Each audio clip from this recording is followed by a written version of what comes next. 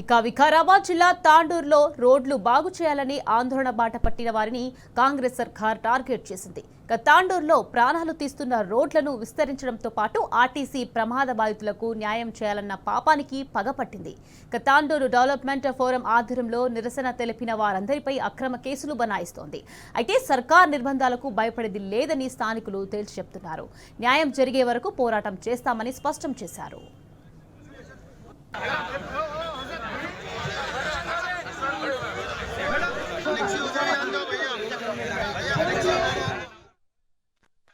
జరిగినటువంటి దుర్ఘటనలో దాదాపుగా 13 మంది మరణించడం చాలా బాధాకర విషయం.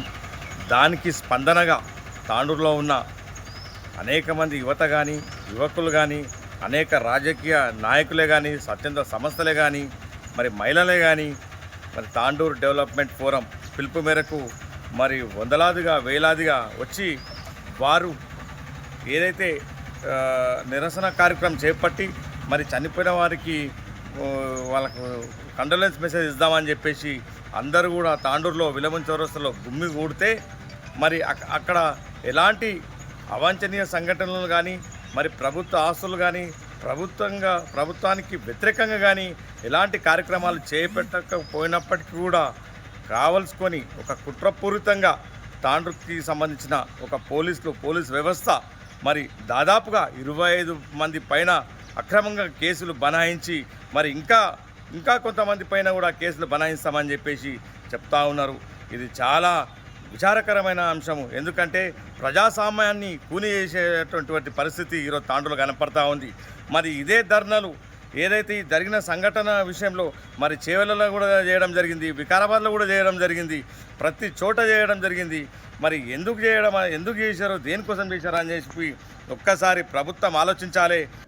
13 మంది తాండూరు వాసులు చెవెళ్లలో జరిగిన యాక్సిడెంట్లో చనిపోవడం జరిగింది. వాళ్లకు మద్దతుగా 4 తారీఖు నాడు మేమందరం కూడా నిరసన కార్యక్రమం ఏర్పాటు చేసుకున్నాం.